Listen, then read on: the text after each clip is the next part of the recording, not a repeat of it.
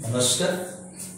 आज हम कर रहे हैं सिद्ध करना है कि दिए हुए प्रक्षेप तथा क्षैतिज परास के लिए प्रक्षेपण की दो दिशाएं संभव है जो महत्तम परास के लिए फेंके जाने वाली दिशा से समान कोण बनाती हैं।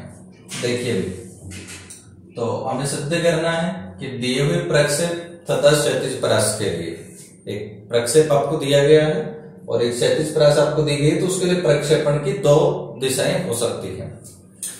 तो देखते हैं वो दो दिशाएं क्या हो सकती है। देख लीजिए भाई, मान लिया सबसे पहले प्रक्षेप वेग u है,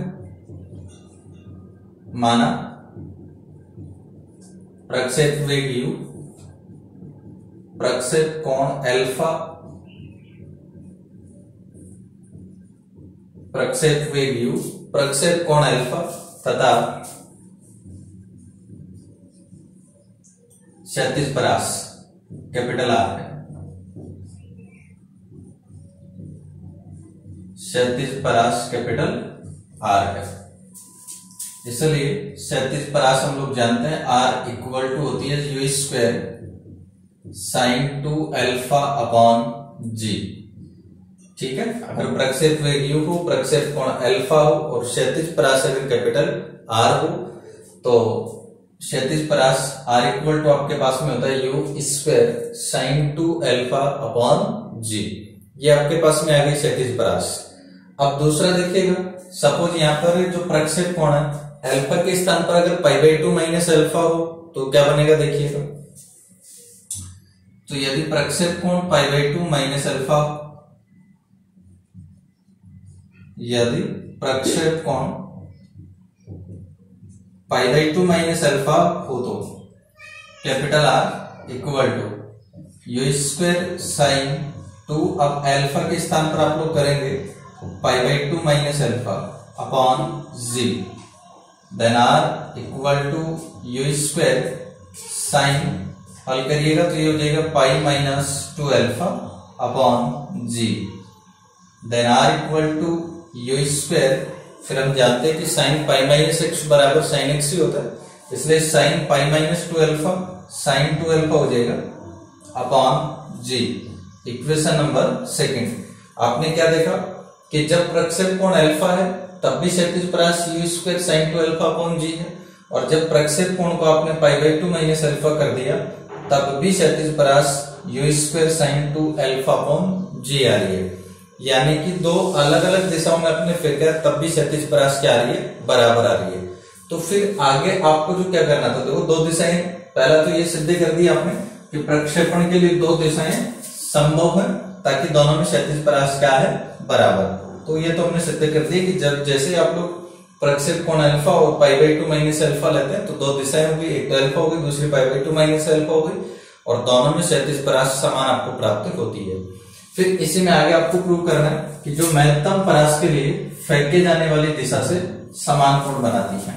ठीक है, ये भी हमें प्रूव करना है। तो देखते हैं इसको, देखिएगा सपोज ये आपका बिंदु O, ये प्रक्षेप बिंदु है O।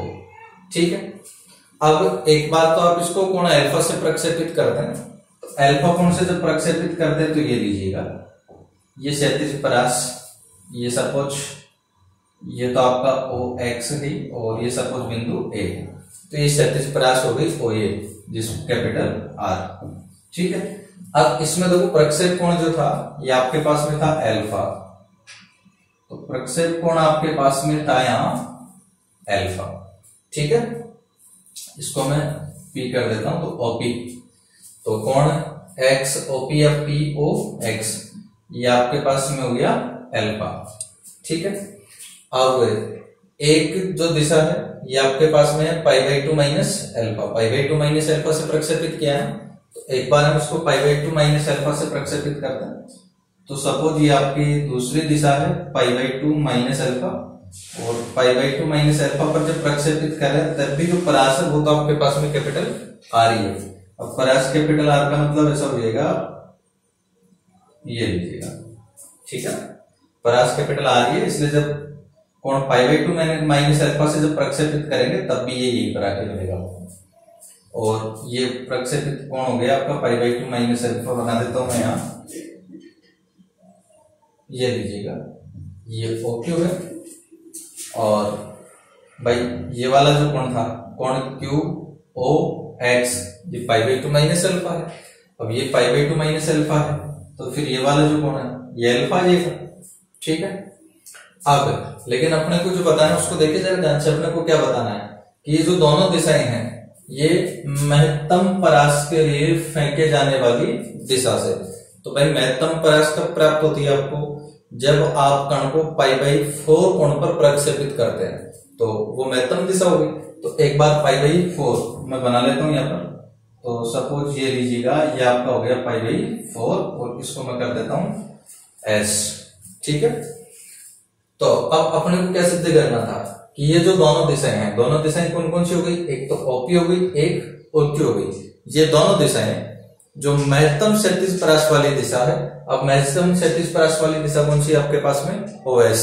तो अपने को क्या सिद्ध करना है, जो ओपी और ओक्यू है दोनों इस ओएस से समान कोण बनाती हैं, ये आपको सिद्ध करना है। तो इसके लिए देखिएगा, एक तो अपन जो ओएस है ओपी के साथ जो कोण बना रही है इसको देखेंगे। तो ओएस ओपी के साथ में जो कोण बना रही है ये लिख लीजिएगा। तो ये कोण पीओएस बराबर क्या हो जाएगा, देखिएगा कोण पीओएस को अपन कैसे ज्ञात करेंगे, भाई ये जो कोण एसओएक्स है इसमें से घटा दीजिए पीओएक्स को, तो कोण एसओएक्स माइनस कोण पीओएक्स घटा देंगे तो कोण पीओएस आपको प्राप्त हो जाएगा। तो एसओएक्स को देखिएगा भाई ओएस ये पाई बाई 4 है ये, तो ये आपके पास में आ गया पाई बाई 4 माइनस पीओएक्स, ये भी आपको पता है कितना है अल्फा, ठीक है। तो ओपी ओएस के साथ में जो कोण बना रहा है ये आपके पास आ गया पाई बाई 4 माइनस अल्फा। और जो दूसरा है ये अपन देखेंगे क्यूओएस। तो दूसरा अपन देखेंगे कोण क्यूओएस इक्वल टू, अब देखिए क्यूओएस को हम किस प्रकार से ज्ञात करेंगे, ये हो जाएगा क्यूओएक्स, तो कोण क्यूओएक्स माइनस इसमें से घटा देंगे आप एसओएक्स को, तो माइनस कोण एसओएक्स हल कर दीजिएगा। पहला जो कोण है वो क्यूओएक्स है इसमें, तो क्यूओएक्स को देखिए कितना होगा, ये क्यूओएक्स पाई बाई 2 माइनस अल्फा, ये अल्फा है, ये पाई बाई 2 माइनस अल्फा ही तो लिया था हमने, तो पाई बाई 2 माइनस अल्फा हो गया और फिर माइनस एसओएक्स। अब जो एसओएक्स है ये तो पाई बाई 4 ही महत्तम दिशा की, तो ये पाई बाई 4। अब pi by 2 minus pi by 4 जब आप कर देंगे तो पाई बाई 4 आ जाएगा और ये माइनस अल्फा, ठीक है। ये तो हम अपने पास में आ गया क्यूओएस। तो आप देख सकते हैं पीओएस और क्यूओएस दोनों दिशाएं बराबर हैं, ठीक है। तो इसलिए आपने देखा कि कोण पीओएस बराबर है कोण क्यूओएस से। इसका मतलब क्या हुआ कि ये जो प्रक्षेपण की जो दोनों दिशाएं थी ये महत्तम दिशा से समान कोण बनाती है, जो कि हमें सिद्ध करना था।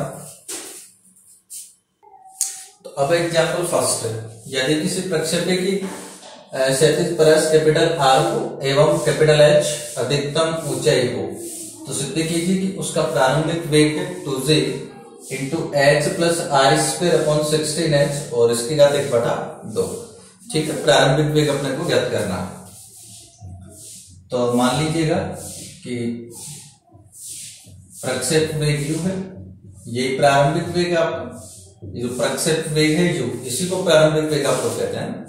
तो प्रक्षेप वेग u और प्रक्षेप कोण अल्फा, प्रक्षेप कोण अल्फा क्षैतिज परास कैपिटल आर,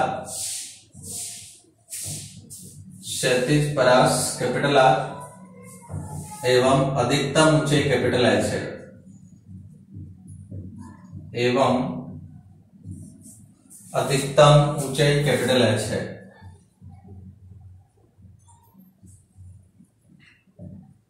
ठीक है, मान लिया कि प्रक्षेप वेग u है, प्रक्षेप कोण अल्फा है, क्षैतिज परास कैपिटल आर है और अधिकतम ऊंचाई कैपिटल एच है। अब देखिएगा क्षैतिज परास आर आप लोग जानते हैं, आर इक्वल टू होता है u square sine 2 alpha upon g, then are equal to sine 2 alpha का फॉर्मूला आप जानते हैं 2 साइन अल्फा कोस अल्फा होता है, तो साइन 2 अल्फा को आप 2 साइन अल्फा कोस अल्फा जब लिखेंगे तो ये हो जाएगा 2 u square sine alpha cos alpha upon g. इसको कर दीजिए इक्वेशन नंबर फर्स्ट। ठीक है, ये तो कैपिटल आर आ गया। इसके बाद में आपको दिया है कि जो अधिकतम ऊंचाई है ये कैपिटल एच है।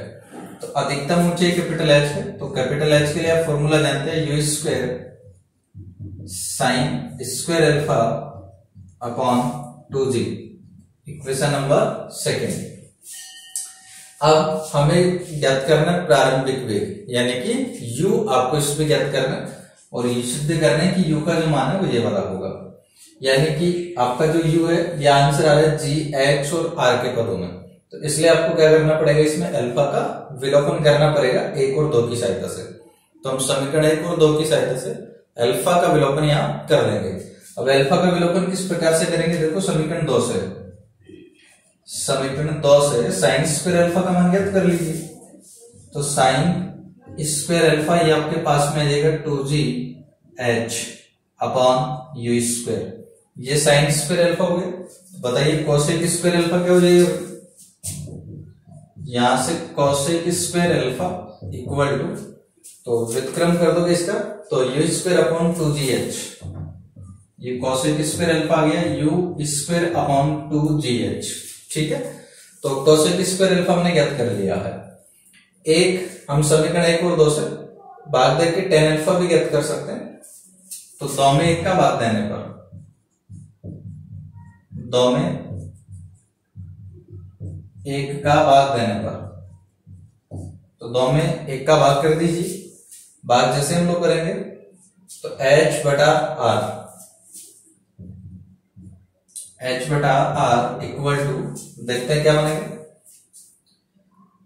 2 यू स्क्वायर तो कैंसिल हो जाएगा और फिर साइन अल्फा, हाँ फर्स्ट और सेकंड है। ठीक है, तो 2 में 1 का भाग दे रहे हैं आप लोग, तो h बटा r हो गया। ठीक है, एक बार मैं लिख देता हूं उसको, तो 2 u square sine alpha cos alpha upon g, और बटा r को लिखेंगे तो उल्टा हो जाएगा। अच्छा सॉरी, मैंने इसी को लिख दिया,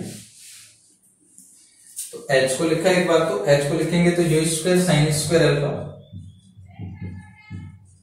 अपॉन 2g और इंटू इसको r का व्युत्क्रम करके लिख दोगे वहां, तो g upon 2 u square sine alpha cos alpha, sine alpha cos alpha. ठीक है, तो h upon r equal to, इसमें देखिए यू स्क्वायर हो जाएगा कैंसिल, जी से जी भी कैंसिल हो जाएगा और साइन अल्फा हो जाएगा कैंसिल। ठीक है, तो कितना बच गया अपने पास में, ये साइन अल्फा बटा कोस अल्फा हो जाएगा tan अल्फा और बटा 2 इंटू 2, ये आपके पास में 4 हो जाएगा। तो यहां से कोट अल्फा हम लोग याद कर लेते हैं, तो कोट अल्फा कितना हो जाएगा, h बटा r को इधर कर दीजिए, तो ये आपके पास में जाएगा r अपॉन 4h। ये कोट अल्फा आपने ज्ञात कर लिया, और तो देखिए कोट अल्फा ज्ञात कर लिया और कोसेक स्क्वायर अल्फा हमने ज्ञात कर लिया। अब इनके दोनों के बीच में संबंध आप लोग जानते हैं कि 1 प्लस कोट स्क्वायर अल्फा ये बराबर हुआ करता है कोसेक स्क्वायर अल्फा। ठीक है, दोनों का वैल्यू पुट कर दीजिए इसमें, 1 plus cot square alpha equal to cosec square alpha में, और फिर देखते हैं क्या बनेगा।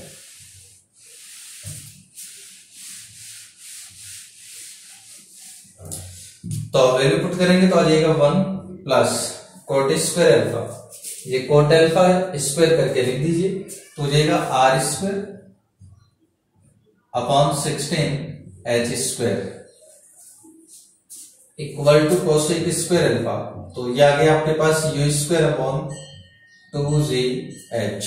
ठीक है, हमें u ज्ञात करना है, तो यहां से क्रॉस मल्टीप्लाई करिए, यू स्क्वायर आपको मिल जाएगा। तो क्रॉस मल्टीप्लाई हम जैसे करेंगे, u square equal to 2gh 1 plus r square upon 16h square, then u equal to, वर्गमूल कर दीजिए दोनों पक्षों का, तो एक बार तो वर्गमूल करने से पहले मैं इसको थोड़ा व्यवस्थित कर देता हूं। जैसा अपने को प्रूव करना है 2g, इस h को कर दीजिए मल्टीप्लाई अंदर, तो ये हो जाएगा h प्लस आर स्क्वायर बटा यहां से h जब कैंसिल हो जाएगा तो 16h, then u equal to, तो घात 1 बटा 2 हो जाएगी इसकी, तो 2g h plus r square upon 16h और इसकी जो घात है 1 बटा 2। ठीक है भाई, ये लीजिएगा, ये आपको सिद्ध करना था प्रारंभिक वेग। तो नेक्स्ट एग्जांपल सेकंड है, यदि एक गोले का किसी क्षैतिज परास r के लिए उड्डयन काल कैपिटल T हो तो सिद्ध करो कि प्रक्षेप कोण होगा tan inverse GT square upon 2r। ठीक है, देखते हैं। तो देखिएगा, सबसे पहले तो मान लिया कि जो प्रक्षेप वेग है u है, माना प्रक्षेप वेग u तथा प्रक्षेप कोण अल्फा है तथा प्रक्षेप कोण अल्फा है। ठीक है, मान लिया कि प्रक्षेप वेग u है और प्रक्षेप कोण अल्फा है।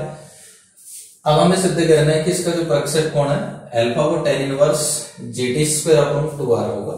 तो फॉर्मूला लिखते हैं हम लोग क्षैतिज परास का एक बार, तो क्योंकि इसमें देखो अपने को एक तो चाहिए कैपिटल T और एक चाहिए कैपिटल R।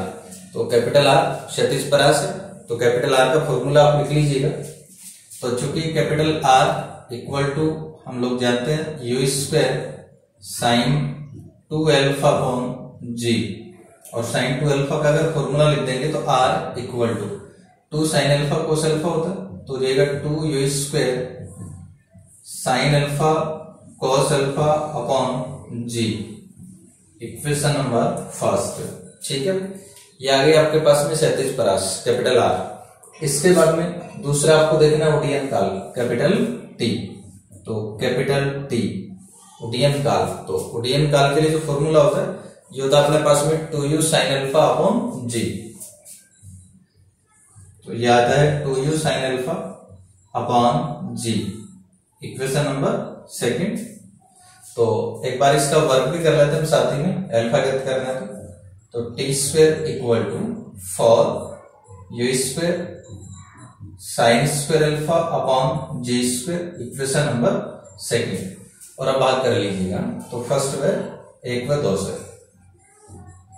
1 व 2 से। अब जैसे बात करेंगे तो टी स्क्वायर अपॉन आर, 2 में 1 का भाग दे लीजिएगा, तो t square upon r equal to, t square को लिखा तो 4 u square sine square alpha, 4 u square sine square alpha upon g square बटा जी स्क्वायर इंटू आर को लिखिएगा बटा में, तो इसको जैसे बटा में लिखेंगे तो उल्टा हो जाएगा, तो ये जी तो आ गया ऊपर और बटा में जाएगा 2 u square sine alpha cos alpha, sine alpha cos alpha, then t square upon r equal to, हाँ भाई जी से जी हो जाएगा कैंसिल और यू स्क्वायर भी कैंसिल हो जाएगा, ये कैंसिल इससे, तो ये आपके पास में आ गया 2। ठीक है, इसके अलावा ये साइन अल्फा आपके पास में कैंसिल हो जाएगा, तो ये आ गया 2 साइन अल्फा और बटा में अपने पास में अब क्या बचा, यहां जी बचे तो, और यहां से आपके पास में आ गया कोस अल्फा। ये जो 2 बटा जी है इसको बाईं तरफ ले लीजिएगा, तो जाएगा g t square upon 2r equal to sine बटा कोस, ये tan अल्फा हो जाएगा और अल्फा इक्वल टू, दोनों पक्षों को tan इनवर्स से जब ऑपरेट कर लेंगे तो अल्फा आ गया tan inverse GT square upon 2r, तो ये आ गया कण का प्रक्षेप कोण alpha tan inverse GT square upon 2r। तो नेक्स्ट है क्वेश्चन नंबर 3। एक ऊर्ध्वाधर खंभा अपने पद से जाने वाले क्षैतिज समतल के एक बिंदु ए पर अल्फा कोण अंतरित करता है। ए बिंदु से एक साथ 2 कण क्षैतिज दिशा में बीटा तथा गामा कोण बनाते हुए इस प्रकार फेंके गए हैं कि पहले वाला खंभे के शिखर को व दूसरा खंभे के पाद को एक ही समय में टकराते हैं। तो सिद्ध कीजिए कि tan beta minus tan gamma equal to tan alpha होगा। तो देखिए भाई, सबसे पहले तो आपको दिया गया है कि एक ऊर्ध्वाधर खंभा, सबसे पहले हम लोग एक ऊर्ध्वाधर खंभा बना लेते हैं। ये लीजिएगा, ये एक ऊर्ध्वाधर खंभा है और ये इसका क्षैतिज समतल है। तो ये अपने पास में एक ऊर्ध्वाधर खंभा है पी, ठीक है। अब देखें तो ये पी क्यू ऊर्ध्वाधर खंभा हो गया अपने पास में। और फिर देखो अब क्या करें, एक बिंदु ए पर अल्फा कोण अंतरित करता है। अब ये जो खंभा है ये क्षैतिज पर एक बिंदु ए है और इस बिंदु ए पर कितना कोण अंतरित करता है भाई, ये अल्फा कोण अंतरित करता है। फिर आगे पढ़िएगा, ए बिंदु से एक साथ दो कोण क्षैतिज दिशा से बीटा तथा गामा कोण बनाते हुए फेंके गए हैं। अब इस बिंदु ए से दो कोण फेंके गए हैं, एक तो क्षैतिज से बीटा कोण बनाते हुए और एक क्षैतिज से गामा कोण बनाते हुए। अब होता क्या है कि पहले वाला तो खंबे के शिखर को जाके मिलता है, पहला जो आपने फेंका है वो तो खंबे के शिखर को मिलता है इस प्रकार से। तो ये मिल रहा है आपका खंबे के शिखर को, ठीक है। और सपोज ये लीजिएगा, इसको सपोज u1 वेग से प्रक्षेपित किया गया, तो ये जो कोण है आपका क्षैतिज से, ये कितना हो गया बीटा। दूसरा जो है इसको दूसरे को आप लोगों ने प्रक्षेपित किया गामा कोण से और ये जाके मिलता है खंबे के पाद को। दूसरा कण जो है जिसको हमने गामा कोण से प्रक्षेपित किया है ये जाके मिलता है खंबे के पाद को। और इसका जो वेग है सपोज ये u2 वेग से प्रक्षेपित किया गया है, ठीक है। तो ये क्षैतिज से गामा कोण पर प्रक्षेपित किया, ठीक है। अब अपने को सिद्ध करना है कि tan beta minus tan gamma बराबर होगा tan अल्फा के। अब देखिएगा, मान लिया कि जो खंभा PQ है इसकी ऊंचाई है h और AP की जो लंबाई है क्षैतिज परास भी कह सकते हैं अपन इसको। तो जो AP की जो लंबाई है ये अपन ने मान ली कि a है, ठीक। तो मान कणों को क्रमशः u1 तथा u2 वेग से प्रक्षेपित किया जाता है। u1 तथा u2 वेग से प्रक्षेपित किया जाता है। माना कणों को क्रमशः u1 तथा u2 वेग से प्रक्षेपित किया जाता है। अब देखो आपको क्या दिया गया है कि बिंदु ए से एक साथ आपने दो कण फेंके और एक साथ जो फेंके फिर दोनों जो कण है वो देखो एक ही समय में टकराते हैं। दोनों कणों को एक साथ फेंके यहां से और एक साथ ही यहां पर टकराते हैं। एक तो बिंदु बी पर टकराता है, दूसरा बिंदु क्यू पर टकराता है। मतलब एक इनके लिए तो जो समय है वो क्या हो गया आपके पास में समान हो गया क्षैतिज दूरी के लिए अगर हम बात करें तो। और दोनों ने समान समय में क्षैतिज दूरी भी बराबर तय करी है। भाई पहले कण की अगर आप बात करें तो पहले कण के लिए भी जो क्षैतिज दूरी है वो तो एपी होगी ना, भाई क्यू पर टकराया है तो क्यू से लंब डालो क्षैतिज पर, तो पहले कण के लिए भी क्षैतिज दूरी एपी है और जो दूसरा कण है इसके लिए भी क्षैतिज दूरी एपी है, ठीक है। और एक ही समय में टकराते हैं यानी कि समान समय में क्षैतिज दूरी समान तय करते हैं। अब देखो समय भी समान है और दूरी भी समान है, इसका मतलब वेग भी क्या होगा समान। कौन सा? क्षैतिज वेग। अब क्षैतिज वेग की अगर हम बात करें तो देखो जब भी आप कोण को किसी कण को अल्फा कोण से प्रक्षेपित करते हैं तो क्षैतिज वेग होता है u cos अल्फा। अब चूंकि पहला जो कण है इसको बीटा वेग से बीटा कोण पर प्रक्षेपित किया है u1 वेग से, तो क्षैतिज वेग इसका हो जाएगा u1 cos beta equal to दूसरे का u2 वेग से प्रक्षेपित किया तो क्षैतिज वेग होगा u2 और गामा कोण पर किया तो cos गामा, ठीक है। दोनों का क्षैतिज वेग बराबर हो गया u1 cos beta equal to u2 cos gamma, equation number first, ठीक है। ये हमने ज्ञात कर लिया। इसके बाद में देखिएगा और आप लोग क्या देख सकते हैं यहां से, इसमें आप ये भी देख सकते हैं दोनों की ऊर्ध्वाधर जो ऊंचाई है, या एक बार समय देख लेते दोनों के लिए जो समान है। तो माना उड्डयन काल, दूसरे कण का उड्डयन काल भी कह सकते हैं आप लोग इसको, ये t है इसलिए t इक्वल टू, अब समय आप लोग जानते हैं दूरी बटा 4 होता है, तो दूरी तो कितनी तय करी आपने, देखो चाहे कोई सा भी कण हो, क्षैतिज दूरी की बात करें अपन, दोनों ने क्षैतिज दूरी तो ए ही तय करी है ना, तो दूरी तो ए हुई पहले कण की अगर बात करें तो, और बटा वेग, तो पहले का जो वेग है ये आपके पास में हो गया u1 cos beta equal to, दोनों के लिए समय समान ही है, तो दूसरे के लिए बात करते हैं तो दूसरे के लिए जो दूरी है ये a है, और बटा वेग जो दूसरे का है ये आपके पास है u2 cos गामा, इसको कर दीजिए इक्वेशन नंबर सेकेंड। ठीक है, ये समय आपने ज्ञात कर लिया। अब चूंकि ऊर्ध्वाधर ऊंचाई की बात कर लेता था, दोनों की क्षैतिज दूरी की तो बात कर ली, अब ऊर्ध्वाधर की भी बात कर लेते हैं। तो पहले कण के लिए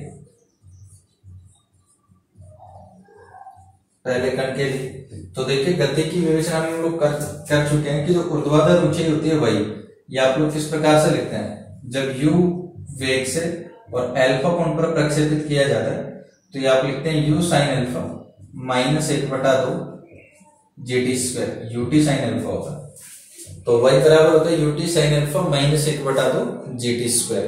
इसमें वैल्यू पुट कर लीजिए, ऊर्ध्वाधर ऊंचाई आपको मिल जाएगी।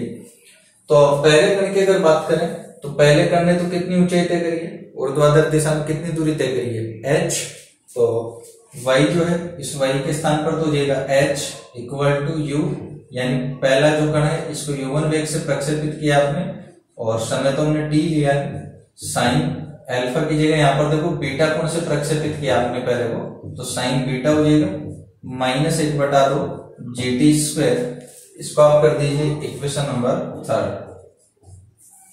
इसी प्रकार से दूसरे कण की अगर ऊर्ध्वाधर दूरी की बात करें तो क्या होगी भाई, दूसरे कण की ऊर्ध्वाधर दूरी देखो क्षैतिज पर आके मिल गया ना ये तो बिंदु P को, अब क्षैतिज पर आके मिल गया, इसका मतलब ऊर्ध्वाधर दूरी जो है ये 0 हो गई अब इसकी, तो ऊर्ध्वाधर दूरी ये तो हो गई 0 इक्वल टू वेग u2 से प्रक्षेपित किया है, समय इसके लिए भी t है, और इसको गामा कोण से फिर है तो साइन गामा, और माइनस 1/2 gt स्क्वायर, ये आपके पास में आ गया इक्वेशन नंबर 4।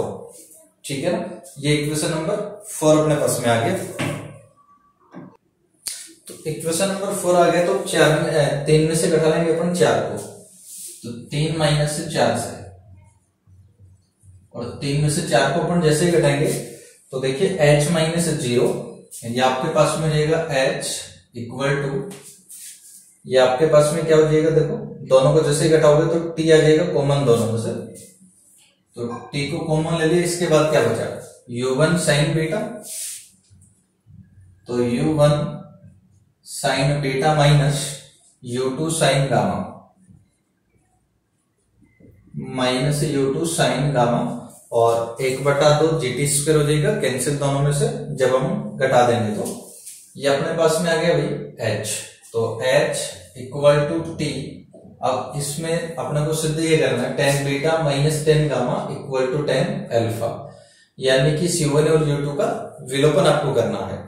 तो समीकरण 2 से u1 और u2 का वैल्यू पुट कर दीजिएगा। यहाँ पर देखो u1 का जो मान है भाई t के बराबर है ना, तो u1 का t को a बटा u1 cos बीटा के बराबर करिए, तो यहां से जो u1 का मान आएगा ये आपके पास में आ जाएगा a और बटा t cos बीटा और into sign beta minus u2, तो t को a बटा u2 cos गामा के बराबर करिए, तो यहां से u2 का जो मान होगा ये आपके पास में आ जाएगा a बटा t cos गामा और इंटू साइन गामा। ठीक है, तो h इक्वल टू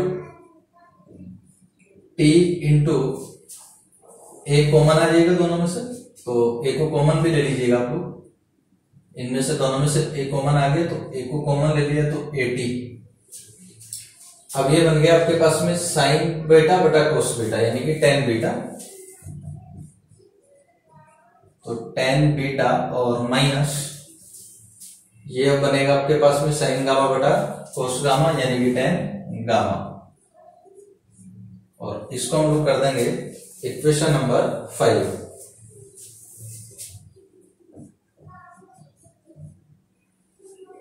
ठीक है, ये इक्वेशन नंबर 5 आ गया। और इसके बाद में देखो एक जो त्रिभुज अपने पास में ये बन रहा है APQ, तो इस त्रिभुज APQ को ले लीजिएगा, त्रिभुज APQ से। अपने को एच और एटी का विलोपन यहाँ करना है, इसलिए अब त्रिभुज एपीक्यू को हम लोग ले लेंगे और त्रिभुज एपीक्यू को जब लेंगे तो क्या बनेगा देखते हैं। देखिए तो त्रिभुज एपीक्यू से हो जाएगा भाई, ये तो एच यानी लंब हो गया, ये आधार हो गया, तो लंब और आधार के लिए tan को ले लीजिएगा, तो tan अल्फा इक्वल टू लंब बटा आधार, तो लंब है h और बटा आधार है a, क्रॉस मल्टीप्लाई कर देंगे तो h इक्वल टू हो जाएगा a tan alpha, equation number 6 है, ठीक है। और एक मिनट, इक्वेशन नंबर 5 को देखना, ये t से t हो जाएगा कैंसिल, जब मल्टीप्लाई करेंगे तो यहाँ t नहीं बचेगा, ठीक है। तो इक्वेशन नंबर 6 हो गया, और अब 5 और 6 से, 5 और 6 को ले लीजिएगा आप लोग, तो 5 व 6 से,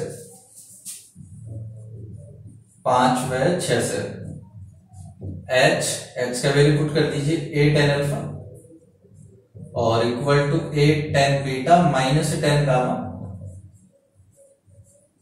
a से a हो जाएगा कैंसिल, तो बचा tan alpha equal to tan beta